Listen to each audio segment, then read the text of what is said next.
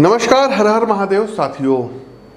15 जून को ग्रह कुल शासक राजाधिराज भगवान भुवन भास्कर अपने मित्र राजकुमार बुध की राशि मिथुन राशि में प्रवेश करने जा रहे हैं, जहां ये 15 जुलाई तक स्थित रहेंगे।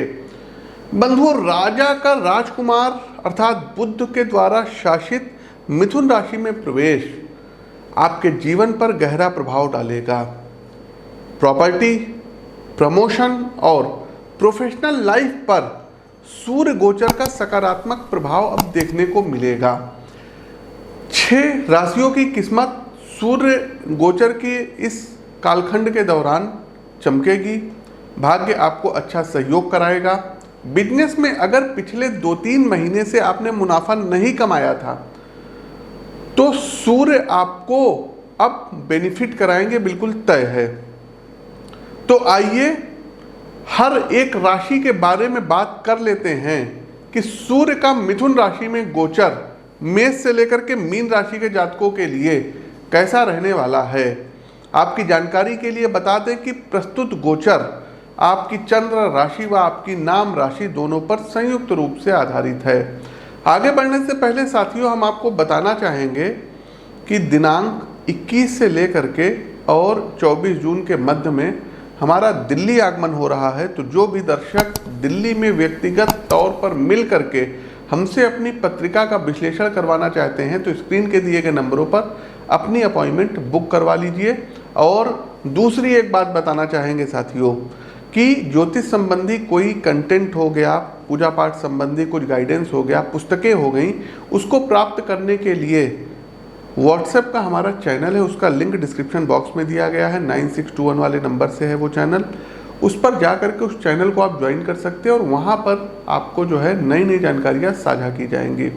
इसके अलावा साथियों याद करिएगा, सूर्य का जब गोचर मेष राशि में भी हुआ था, वृषभ में भी हुआ था, तो लोकसभा चुनाव को लेकर के हमने प्रेडिक्शन दी थी।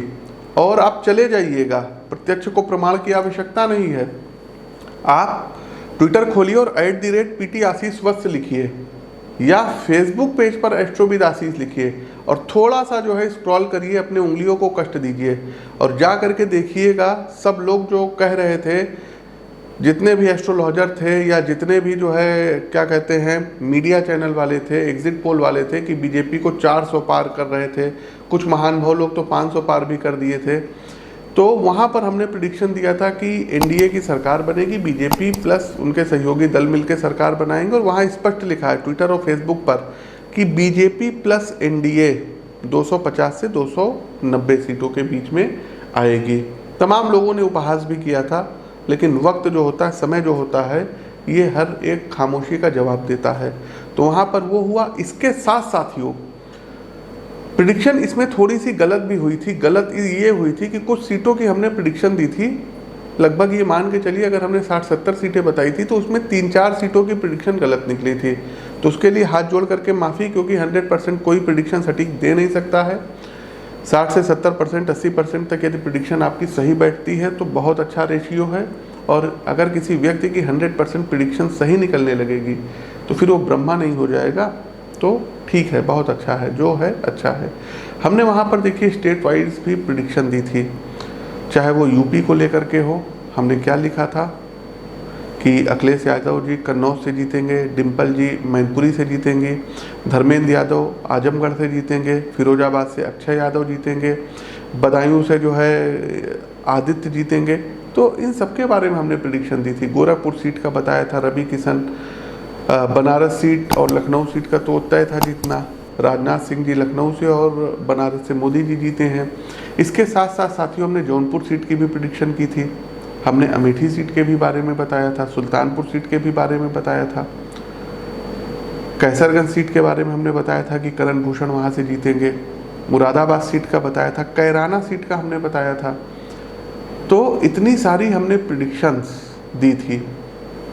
और इसके बाद साथियों झारखंड की हमने जो प्रेडिक्शन दी थी 14 सीटें थी और हमने बोला था कि यहाँ पर 8 सीटें बीजेपी की आएंगी और एक आपके जो सहयोगी घटक हैं वो भी जीतेंगे। तो 9 सीटों की वो प्रेडिक्शन बिल्कुल 110% सटीक थी। स्क्रीनशॉट आप देख सकते हैं। इसके अलावा अब आते हैं गुजरात में। गुजरात में हमने जो भी प्रिडिक्शन दी थी सभी सटीक थी। उत्तराखंड की 5 सीटों का हमने प्रिडिक्शन अपने फेसबुक पेज पर लिखा था, उसका आप से देख सकते हैं, स्क्रीनशॉट देख सकते हैं और सभी के लिंक डिस्क्रिप्शन में है, या आप खुद फेसबुक के थ्रू या यूट्यूब या जो है आप ट्विटर पर जा कर के देख सकते हैं।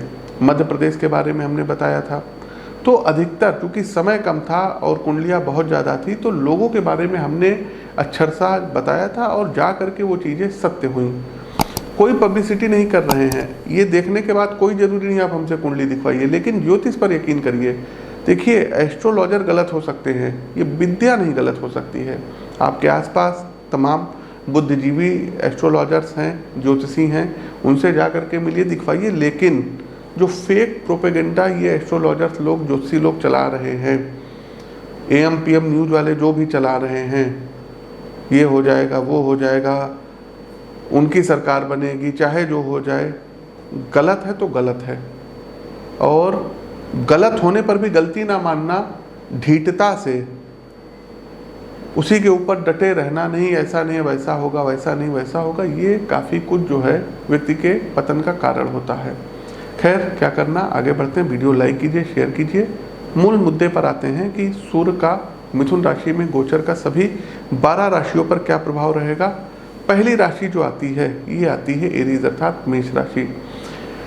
तो मेष राशि के प्रिय मित्रों, पराक्रम भाव में सूर्य देव आपके प्रवेश करने जा रहे हैं। तो सूर्य आपकी जो है परिवार में समस्याओं को कुछ थोड़ी बहुत हवा दे सकते हैं। बड़े ही धैर्य के साथ, खुले मन से और ससम्मान परिस्थितियों को संभालने की जिम्मेदारी आपके ऊपर होगी। देखिए, परिवार परस्पर सहयोग से चलने वाली एक इकाई होती है, लेकिन गोचर कालखंड की इस अवधि में सहयोग का ये संतुलन अहम के टकराव से बिगड़ सकता है। मेष राशि के जातकों, आर्थिक मामलों से संबंधित आपके परिवार में कुछ बड़े फैसले आपके पिता के द्वारा लिए जाएंगे, जिसमें आपकी सहमति को दरकिनार किया जा सकता है। निर्णय प्रक्रिया में आपकी सहमति की अनदेखी आपको अपने परिवार और विशेषकर पिता से संबंधों की सतह पर दूर कर सकती है। कैरियर में भी मामला बहुत ज़्यादा आपके पक्ष में नहीं है, अतः वर्किंग टास्क में यदि आपने थोड़ी भी लापरवाही दिखाई तो आपके प्रतिस्पर्धी इसका इस्तेमाल पूरी कुशलता से आपको क्षति पहुंचाने के लिए करेंगे।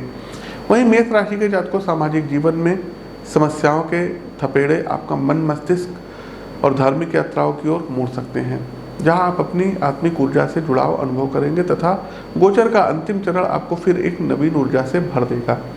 उपाय अंत में बताएंगे, तो बने रहिएगा वीडियो में। अब उपाय क्या करना है, तो उपाय तो अपनी पत्रिका का विश्लेषण करा करके आप प्राप्त कर लीजिए, लेकिन कुछ उपाय हैं जिनको आप कर सकते हैं। एक माणिक रत्न राइट हैंड की रिंग फिंगर में धारण कर लीजिएगा, लेकिन फिर वही सलाह, कोई भी रत्न धारण करने से पहले सलाह लेना आवश्यक है। दूसरा एक काम ये करिए, प्रतिदिन सूर्य देव को अर्घ्य दीजिए, आदित्य हृदय स्तोत्र का पाठ करिए। तीसरा एक काम, प्रतिदिन आप लोगों को चंडी कवच का एक पाठ जरूर करना होगा। करके देखिएगा, आपके सभी जो बिगड़े काम है ना वो बनने लगेंगे।